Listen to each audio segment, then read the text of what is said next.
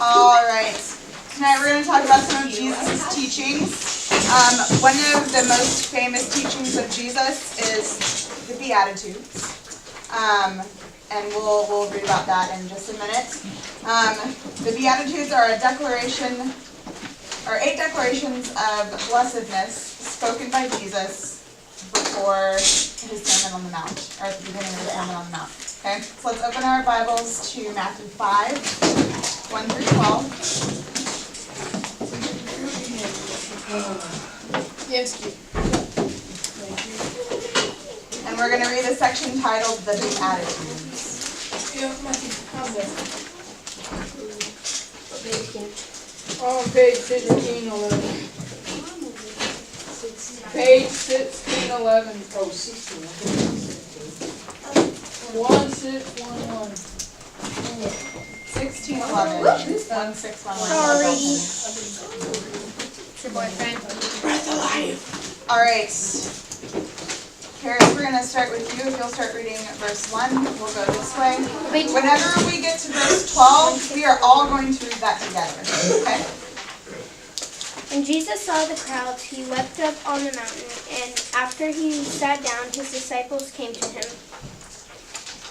Then he began to speak and taught them, saying, "Blessed are the poor in spirit, for theirs is the kingdom of heaven. Blessed are those who mourn, for they will be comforted. Blessed are the meek, for they will inherit the earth.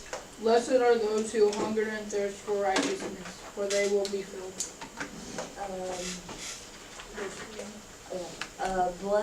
Blessed are the merciful, for they will receive mercy. Blessed are the pure in heart, for they will see God. Blessed are the peacemakers, for they will be called children of God. Pick up that 10, please. Me? Mm-hmm. Blessed are those who are persecuted for righteousness' sake, righteousness' sake, for theirs is the kingdom of heaven.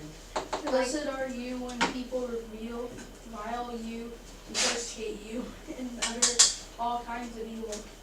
You falsely on my account. All right, and let's all read this together. Verse 12. Rejoice and be glad, for your reward is great in heaven. For in the same way they persecuted the prophets who were before you. All right. So who can tell me what the Beatitudes are? There's a series of blessings. Yeah, it's a series of blessings. In here there's 8.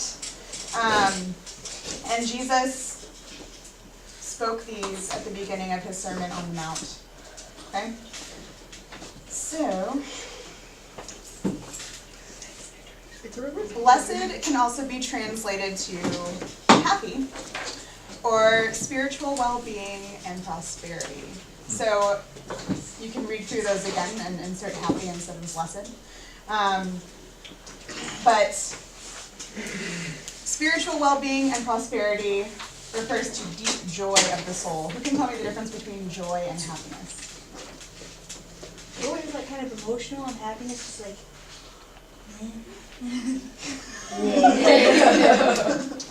Kind of. I think you're on the right track.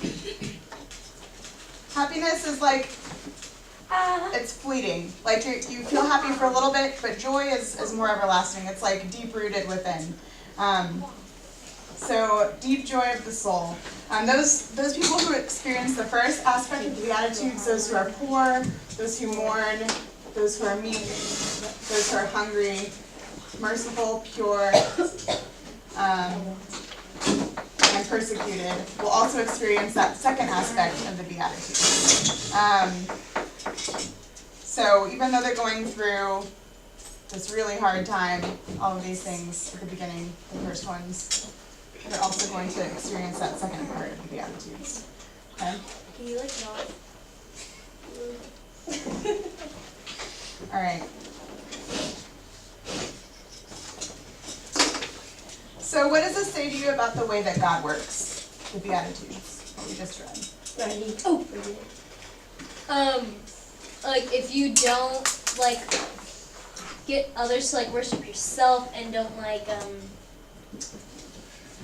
I don't know, like, don't be all about yourself. Yeah. Yeah, definitely. What about anybody else? What does it say to you about the way that works? Sure, go ahead. Help others. Help others? Yeah. Good. Do you think all of these blessings in here are fair? Yeah. Yeah. Why? No. Let's see. Because like if you help others and like serve them, you can be like rewarded and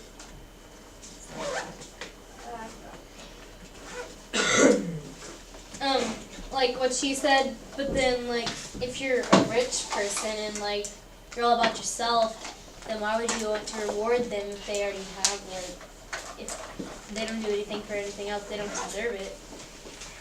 We're going to talk about that later. We're getting ahead of you. Alright. She's a step ahead of you, Keisha. She is. I She know. looked at the notes. Do you guys ever feel like you're poor in spirit Yes. or meek or Yes. hungry or poor in Yes. Wait, when have you felt those things? Whenever you help somebody, During school. During school? Yeah. Yeah. All the time. All the time. When people are in spirit, when you help someone? Almost all First the of time. all, like you're when in somebody poor. does something Oh, never mind. rude. Guys, Doing the box. Oh. And but you don't do what you should do. You Yeah. just let it fly. yeah. Cheers. Whenever someone dies in your family, you have to go to the funeral. Yeah, You're like, definitely. the person has to talk about them and how they were. Yeah, and here it says, blessed are those who mourn. When people die or pets die or you lose something that's really important to you, mourning is a part of life. Mourning. When like you have a choice to do the right thing, but then you do the wrong thing. Yeah. Good. All right. So the Beatitudes create what they declare. Jesus makes the new world of God's rule actual now in this broken world. Yet it also remains a promise for the future. So let's talk about the first part of that. Jesus makes the new world of God's rule actual now. What do you think that means?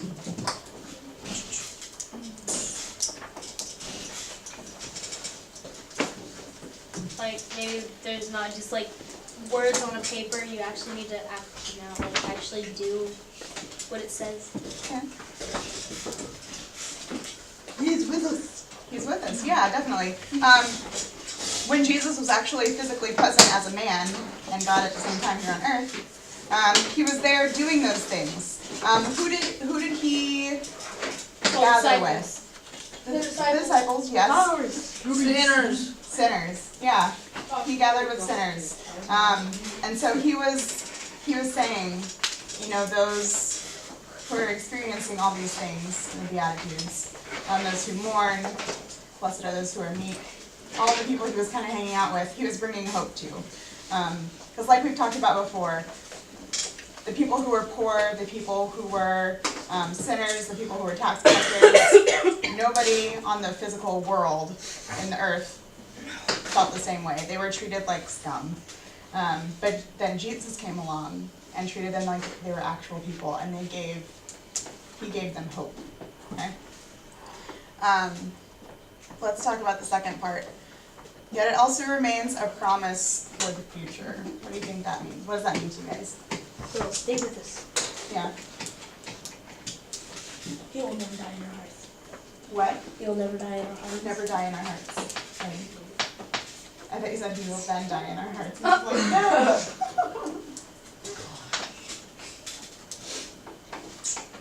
What about you guys back here? What does it mean Smile to on you? the table. Come on. How is it hope for the future? Because it's a promise for the future. Yeah, it wasn't just for those people then right there at that time specifically. It was, but it's also for us now, 2,000 years later. Cheers. It gives you something to look forward to. Yeah, definitely. If you're experiencing any of these things, it gives you hope that there's something else. When life just is hard, Jesus gives us hope. You need to make lemonade or something. Can you do what? All You right. need to make lemonade out of something. Let's- Yeah, but what if you don't have the lemons? You make lemonade. Buy some. So, in the Bible, let's read. Are y'all still in the same page? 16:11. There's like a little flower with a cross in there. It's on the side. Oh, Do you guys see that? But what if you're poor? No, Well, you just might go with did you rewrite the Bible or did you No, just translate he translated. All right. Where did we stop reading? We stopped reading after the Beatitudes. No, I know where in the Bible. Okay. We stopped. Sydney, will you read that little sidebar? It says, "How does Luther understand God's spoken word?" Luther understands God's spoken word as creative power, not information. When God speaks, God's words create what is declares what it declares. God's word called the universe and everything in it into existence. The Beatitudes. Beatitudes create reality. So what Luther was saying is that the Beatitudes isn't just information for us to have. God's word is actually creating what's happening, okay? What story does that, guys, remind you of? Does that remind you of? The what? What story does that remind you of? Creation, yeah. God spoke and It was so. it was so, yeah. Don't touch. Yeah, Noah's Ark, how does it remind you of that? Moses like a statement. Yeah. She's All right. attention. And she's not. How are you guys reassured that God's blessings are for you? They're for everyone. Jesus died on the Yeah. Yeah, Definitely. Yes, sir. Jesus. It's always It's always Jesus. Yeah. Jesus is with us. Yeah, usually when you go to church, it's all about Jesus. Mostly. It's true. Yeah. Pretty much. Nothing else. Sometimes about football. Alright. Jesus. Alright.